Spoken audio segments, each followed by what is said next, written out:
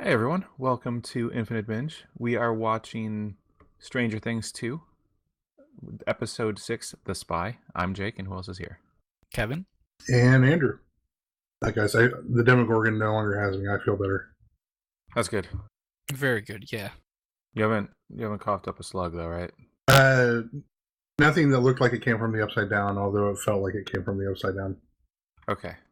Should we dive right in? I think we should. Because there's a lot going on here. The episode opens with Will being rushed to the DOE, and Hopper is getting hosed down because he was rescued from the upside down tunnel.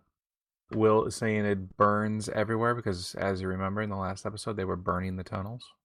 Yeah, in order to save Hopper. Yes. And then it cuts to Dustin explaining Dart to Steve. And Steve, he was just keeping his bat in the trunk of his car, right?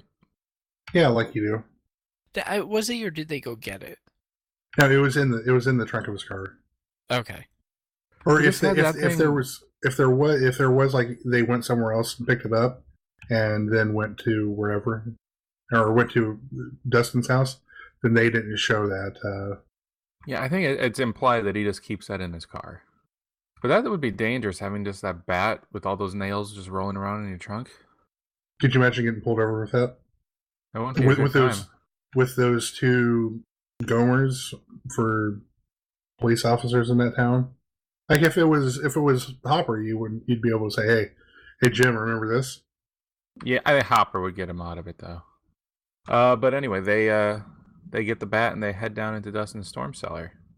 Well, or Dustin sends him down to the storm cellar. Well, he has the bat. Well, he has to stay up top in case he tries to escape. Because he can do a lot. By the way, bat or not, I would not have gone into that storm cellar. Yeah, probably not. Especially not at night. For sure not at nighttime. I mean, when you know for certain that there's a monster down in there, why didn't they just go to the DOE? Why didn't they just get the Avengers to help, guys? Who are you, Ant-Man? Is this a series for ants, man? So Steve is down there looking around, and he finds the skin. So he's big. Dart is bigger now. Yeah, he's molted. Yeah, he molted. And he also escaped. He just broke out and dug through the wall. Through the ground. Yeah. Yeah. But was he eating all of that, by the way? Because there was no dirt or anything. I was wondering about that. I was wondering about that when I rewatched to take the outline notes. That's a good question. Do they they got some issues with that stuff? We need answers, Stuffer Brothers. So what happened next? Well, then we get to the DOE. They arrive at the buyer's place, and they start taking photos of all of Will's drawings and everything, and start to take the VHS-C tape. They don't. I don't think they took the. I assume they have something that can play that. But then Joyce is trying to express her frustration, and specifically about what they're like. Burke is he'll get the best treatment here, and she's like, well, what are you treating him for? No one's wrong. No one knows what's wrong with him. Yeah, no one has a damn clue. Yeah. Tell me what's wrong with my boy. My boy! There are a lot of my boy moments in this episode. But then I think that's when the credits, the front credits roll. So when we come back out of that, we see Murray, played by Brett Gelman, Nancy and Jonathan. They're sending out copies of the tape that Nancy had recorded to the papers. And then they start celebrating. And Murray is calling bullshit on Nancy and Jonathan being quote unquote just friends. And basically, it's like, you've told me a lot of whoppers, but that's the first outright lie. And then does the whole, oh, Steve, we like Steve, but we don't love Steve. And you can kind of tell that some of the, he's hitting them both with these truths and that they're not really willing to face. And then so they decide that they're going to sleep in two different beds. And that's kind of when when Murray tells them, just get it over with and share the damn bed. But then they decide to go in two different places. And then do you remember that scene in Indiana Jones and the Temple of Doom? Yes. Where Indy and what's her? It's a masculine. I want to say Eddie, but I know that's not right. Or crap. What is the name of Kate Capshaw's character in the Temple of Doom? What do you say? Like Willie. Willie, that's it. Ah, man, there we go. Okay, thank you. So where Indy and Willie, they're kind of in separate rooms, and they're like feeling somewhat incensed about the other one, and they're kind of doing this whole thing. But Jonathan and Nancy, they're going like, "What trust issues? Why I never." They're kind of like scandalized. Then they come out of their rooms after like a couple times and run into each other, and then they finally just get it over with, and they start sucking face. They do a little more than that. Well, I'm just saying what they showed. Yeah, everything else is implied. They share that bed. Yeah. You're getting ahead of yourself, Kevin. You know it's coming. And then, if I remember from there, it cuts to Lucas and his sister playing with He-Man and Barbie, and him stealing He-Man away from her because they don't exist on the same planet. And then she's talking about, well, because he's saying, get out of my room. And she's like, well, your stupid friend wouldn't shut up about his code red. Bunch of nerds. And then, he's like, oh, shit, code red. And so he whips out the old walkie-talkie and then finally gets in touch with Dustin. And he tells Lucas to meet him at the old junkyard. And then from there, it goes back to Hopper. After getting hosed down quite a bit, they give him the green light that, he's not infected with anything. And then Burke starts taking him around, showing him, what's going on underneath. So because they've been shutting off the tunnel with the flamethrower man, burning it off instead of opening bigger there, it's apparently gone underground, and it's just a huge cavern now. Which, come on, if that were the case, they obviously know that's what was going on. Did they really not try and do anything about that? You'd think they would have maybe had some sort of sensors or something down there. Or well, we have the doorway here. This huge cavern and tunnel system keeps getting bigger. But that's fine. As long as we just flamethrower the doorway, everything will be fine. What could go wrong? Yeah, what could possibly go wrong? Then it goes to Joyce, and she's signing thousands of confidentiality agreements and documents. And Bob's there, Bob Newby, superhero.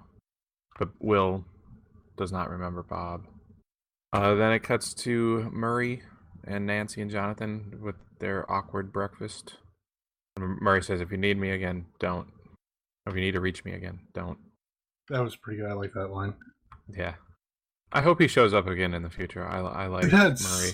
That was, if he could be there for the very last battle or whatever that is coming, that would be kind of cool. Yeah. And if not, have him show up to investigate, just to further try and escalate whatever it is that he's trying to whatever he can expose. Yeah. But then it goes to Lucas, and he's riding his bike over to Max's house. And her brother is lifting weights, right, while smoking. Yeah, I mean, who does that? Billy. That's his name, right? Billy? Yeah, Billy. Billy Jerkface. I think that is, in fact, his surname. And if it wasn't before, it is now. Then Lucas tells Max he has the proof of what he told her is true. Right. And then Max goes back inside to tell Billy that she was talking to Mormons. Talkative ones. And then she sneaks out the window and gets on the bike. And they're off. And then we get to go back to the DOE where they're continuing to kind of run tests on Will, and he doesn't remember Burke, and he's really slow to remember Mike's name, and he doesn't remember Hopper at all.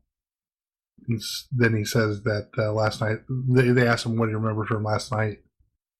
He said that the soldiers hurt him last night, and that they shouldn't have done that, and it upset him. And by him they mean the shadow monster. That's a pretty mean shadow monster. So then they do this experiment where they wheel in this upside down slug thing, and they turn a blowtorch on it, and kind of he slowly starts to feel the effects. You can see his heart rate just kind of jump up. So then Bert kind of takes Joyce and Hopper aside. I kind of found it funny, or not funny, but I found it weird or interesting that Bob is not involved in this conversation, even though Joyce is. Even they seem like Bob and Joyce seem like they're in Bob and Joyce seem like their relationship is pretty serious. So I found it weird that he wasn't involved in this conversation, especially when Hopper is. But anyway, Hopper was one of the two people that went into the Upside Down to get Will. Well, this is true, and Joyce being the other. Yes. So, but Burke thinks it's a virus, but that the microbes would you call a virus like individual virus cells like a microbe? Anyway, but individual virus, they're communicating with each other and they're kind of creating this hive intelligence, and that's what kind of sets this apart from everything else. Which I think is this whole thing is it's interesting that they get to this point, and I think that it's it kind of makes sense. Yeah, sure. It explains a lot. Well, sort of makes sense. I have some questions about some things or some inconsistencies. Like, up to where this point. did the dirt go? There's the dirt. There's also the fact that last season the Demogorgon could come and go from the Upside Down to our dimension as he pleased, and in this, it's all about that rip, that tear. Well, I would think because this new one, it can't really come and go because it's so big. Maybe. Because I mean, this thing is seems to be. I mean, how big is it? It's inside of Will. Well, no, that's part of the hive. The virus, quote unquote, is inside him. What if like a Demogorgon can come through and can just come through Will and then just completely explode Will like he's like something out of Alien? Like just come through like a chest burster or something. That'd be pretty cool. I mean, cool in relative terms. I mean, because I'd kill the kid, but... Oh yeah, that would suck. But everything other than that would be pretty cool. I mean, they could use another Aliens reference in there, right? This season has a few Alien references in it, and not just the poster. But yeah, we'll get to one of those here in a bit. Yeah. Yeah. Well, and then so from there we get back to Steve and Dustin who are buddying up pretty good, and they're walking along the train tracks thrown out. So is that more bologna or what are they tossing out? It's meat. It's just a bucket of meat. Just meat. Yeah. I don't know what it is. Based on what's said later, I assume that it's some sort of cow product. Yeah, that makes sense. But yeah, so they're throwing it out. Steve's just kind of pointing out, all the holes and fallacy in Dustin's plan and what he's doing and all. And then he gives Dustin some girl advice. And the secrets to his awesome hair. And I didn't catch because he was embarrassed about the last part of it, and I didn't catch what it was. It was the Farrah Fawcett spray. Yeah, Farrah Fawcett spray, yeah. 4 puffs from the Farrah Fawcett spray. It's Fabergé Organics. Yep. And then when your hair is damp, not wet, damp, it's 4 puffs with the Farrah Fawcett spray. Yeah, and then he He does it, yeah, if he tells anyone, quote, his ass is grass, which is a great, like, thing I haven't heard in so long. Like, I haven't heard that phrase in such a long time. Oh, I use that fairly regularly. Really? Well, and I do that, but then I follow it up with your ass is grass and I'm the mower. Have you ever heard that addendum to it? I don't think so, actually. Usually, no. the way I hear it is my foot's the lawnmower. That's how I've heard it. I don't know. Whenever I think foot and ass, I think of Red Foreman. I was just gonna say that. I was just thinking of Red Foreman.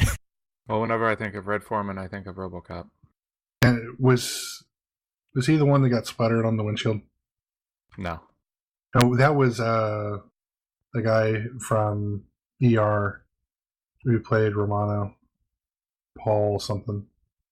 Wait, RoboCop, the 2014 movie? No, the Paul Verhoeven. I'm kidding. Paul McCrane, 1987 American cyberpunk science fiction action film. But anyways, we can talk about RoboCop another time. Yeah, I can talk about RoboCop for hours. But so then we go back to Hopper, back in like the DOE, at what was he in his truck?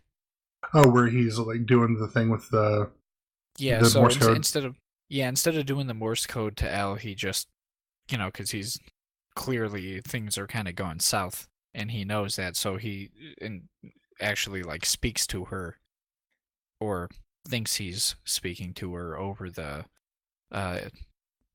radio there, and just apologizing. He's not upset. He's sorry, and he wants her to eat something real that isn't Eggos. Eggos are real food. Eggos are pretty good. But they're part of a balanced breakfast. They are not the entirety of a balanced breakfast. Arguable. Yeah, because you have to add the toppings to the Eggos. And then, yeah, exactly. It cuts to the doctors discussing Will's options. Burke doesn't like what the doctors are suggesting, because they're just suggesting that they burn it all out, which could kill Will, right? Yeah, he's decidedly un-Burke-like here. Yeah, it was not what I was expecting. I was expecting him to be like, "Yeah, let's burn it out. Let's do it." But they're playing with your expectations. Yeah, I feel like it. Well, I feel like if this was last season and been Brenner there, Brenner would burn it without a second thought. Oh yeah, definitely. Joyce is becoming restless, and Will thinks he knows how to stop the shadow monster. Then it goes to Dustin and Steve, and they get to the junkyard. And Steve seems pretty impressed with the junkyard from what I remember. Yeah, he was like, yeah, this is not a bad spot. Which, it's a junkyard. Junkyards are cool. And plus, it's not like they're setting all these traps inside a house and then pouring gasoline on the floor and lighting it on fire. Although it seems like as they go through this, they do kind of follow a similar plan. But since it's in a kind of an open area, they don't have to necessarily take all of the same precautions as far as like putting the fire out. I think if Steve would have been there for the planning of that, he would have said, "Hey, maybe don't pour gasoline in your house." Yeah. Then Lucas and Max show up. Yeah, like almost immediately. Yeah, and Lucas tells Dustin that he told Max about like everything about what happened. Basically, the first season. Told him about season 1. Told her about season 1. Yeah, he had listened to our recaps of season 1 and just kind of took out the really, really important bits. Dustin's not happy about this, though. No, not at all. But Lucas isn't happy about the fact that Dustin had like all that information about Dart and didn't let anyone else know that he had found Dart. Yeah, I'd side with Lucas. I agree with Lucas, 100%. A little bit. I mean, I understand Dustin's unhappiness. I agree. That's something to be unhappy about. But the lying about Dart kind of trumps that at this point in time. Well, but he didn't know that it was going to be a little Demogorgon at the time. Maybe, but they all seem to be in agreement that when they were hunting it, that like Dart is not a good thing. they didn't know what it was, but they were like, yeah, dart is something we need to like either destroy or keep very contained. So Well, no, that was- they were yeah. like full on the destroy train. Well, and Like you know, Mike was driving the train. He was like toot toot coming down the tracks. well, yeah, and that's just because he's a huge grumble puss. But You're gonna make yeah. that a thing, aren't you? Oh, that Mike would. I didn't make Mike a grumble puss. The writers of the show made him No, one. you're making the word grumble plus a thing. Stop trying to make fetch happen. I wish everybody used grumble puss as much as I did because it's a fantastic word. But then we get after this we get the best line of the show, or this episode. Hey, dickheads! How come the only one helping me out is this random girl? They had to argue a little bit. Yeah, I love how occasionally, especially in this season, when things happen and they go do like TV show stuff where they're advancing little elements of the plot. It seems like a lot of time there's someone or something to bring them back and say, "What the hell are you doing here? We're trying to do this other thing, and why? So why is this, the only one helping out this random girl?" And it was one of those great things of like he didn't immediately, like Steve wasn't already immediately like, "Oh yeah, I know this girl now and we're best friends and everything." It's like, no, she's still just this random girl to him. Anyway, I appreciated that. I thought it was good. Yeah, it was a good line. It was very good. But from there we get back to Jonathan and Nancy getting back to the buyer's house, and they have no idea what's going on because they've been gone. So they're trying to find out, and I like Andrew. You'd put in the notes here, which I think we could all agree on, that finding people in the age of cell phones a little bit easier. Oh, way easier. Yeah, significantly so. I just needed to drop my truth bombs. Hey, it is what it is. But then we then go back to Will back at the DOE, and they're trying out their plan. So they have out on their conference table all the pictures they took of the tunnels that he drew, and he points to a place and he says, yeah, he can see everywhere, but the shadow monster doesn't want me to see here. And then get to the montage of preparations for this. Preparations montage, yeah. Not great montage music, though, I will say. Actually, I thought it was pretty decent montage music. I mean, it wasn't like it was no Eye of the Tiger. It was no You're the Best Around. Well, that's pretty much the best montage music, right? That and the song from Rocky IV. No, Eye of the Tiger is the best montage song. Oh, Rocky IV. Come on, Rock, you gotta have the Eye of the Tiger. Oh, come on, no, it's like, get him, Rock! Oh, man. That I love how shoehorned in that song was to that movie. But yeah, so they're doing the two preparations. One is the preparations at the junkyard, and then the other is the DOE going for their preparations to go where Will pointed at. And then after the montage, the DOE, all their guys go and they start to track and go to where Will pointed at. So they're on a mission. Yes. But then it goes back to the junkyard, right? And it's dark and foggy. Yes. And Max explains her situation to Lucas, and Lucas tries to comfort her. And then they see Dart. But he's not taking the bait. Maybe he's sick of Cow. So then Steve tries to expand the menu. Yeah, Steve goes out there to be bait. He's insane. Yeah, he's awesome. Steve is great now. Is Steve your favorite character on the show now, Kevin? I don't know about favorite. Top 3, though, for sure. Well, who are the other... Who else is in contention? Well, I think Dustin's one, Lucas is 2. And then Steve 3. Dustin and Lucas are pretty damn good. Exactly. What about Murray? He hasn't been in it enough. His time, if he was in it more, maybe. What about Bob? That's a different movie altogether. That's true. Is that Bill Murray in that movie? Really quick. What Movie, about right? what about Bob? Yeah, with him Okay. and Richard Dreyfuss. Yep. Okay. I'm sorry. I just needed to confirm I was thinking the right thing. I'm So yeah, sailing. Steve goes outside. Yeah, he goes out there to be live bait. Only it turns out there's more than one of them. There's a lot. So remember, guys, when I was talking about alien stuff? This is like aliens because last time there was just one, and now there's a whole bunch of monsters, And only one Steve. and only one bat with nails. He should have a pulse rifle. He should, and a flamethrower, and a motion tracker. Oh, they don't have that, but the DOE does. Yes, because Steve retreats back into the bus, and then they're attacked, and then they're about these look like dogs, right? Oh yeah. Monster Yeah, dogs. large. They're dog things. So monster dogs are about to jump in the hole in the roof of the bus. They really look like the dogs from Resident Evil. So like they look like Dobermans with Yes. with steaks. Strawberry jelly And steaks stapled to them. Yep. and covered in strawberry jelly. Yep. That is Resident Evil dogs. Yep.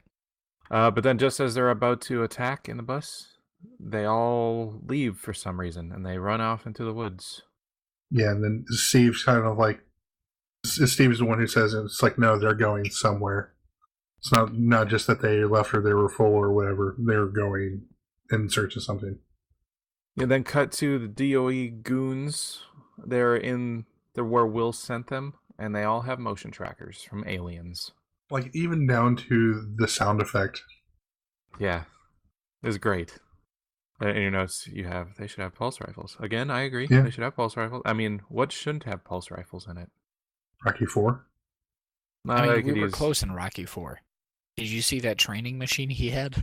Which one? that Ivan Drago had. Yeah. That basically had a pulse rifle on it. He was shooting pulse rifles into his arms. Oh, that's right. Steroids, guys.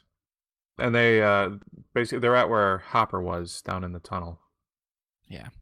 Only nothing's there. There's nothing. Yeah. Empty. Except Fog. yeah. And then the Dart shows up with some friends. And it cuts to Will, and he says he's sorry, but the shadow monster made him do it. Yeah, and then They shouldn't have upset him. Mike kind of figures out like what's happening, and the classic like the kids are smarter than everyone because like everyone else is like, what do you mean he made him do it? And Mike like immediately gets it, and he tries to go stop him, but a little too late. Because he's a kid, they're not going to listen to him. They're like, no, Yeah. It's a trap. Get up. Get him out of there. He was Ripley. Guys, Mike's Ripley. Nah, Ripley was cooler. Oh, yeah, so they kill all of them there, and then they head to the lab, and then they're climbing up, and Hopper looks worried. End of episode. Right? That's how it ended with like Hopper Yeah. looking down and the hand crawling up. Yeah, I think like Yeah. one of those things comes up and that's the end. Or it's like about to come up. Or something like that. Yeah, I don't know about you guys, but I can't wait to see the next episode and where the story goes from here. It's just gonna pick up right here. It's gonna be great. It's quite this was quite the cliffhanger. Yeah, two in a row though with big cliffhangers. Yeah. Like the one before with Will season out, and then this. It's picking up big. Anything else you guys think about, or you want to wrap? Where did all of those Demogorgon things come from? They're That's just good. hanging out in the woods, eating deer. Like, did Will spit all them up, or Well, there was a big giant like gateway hole underground. I guess. I just assumed they were coming through that with those Well, vines. See, I don't know, because Dart came from Will, or at Did least he? that's what's it.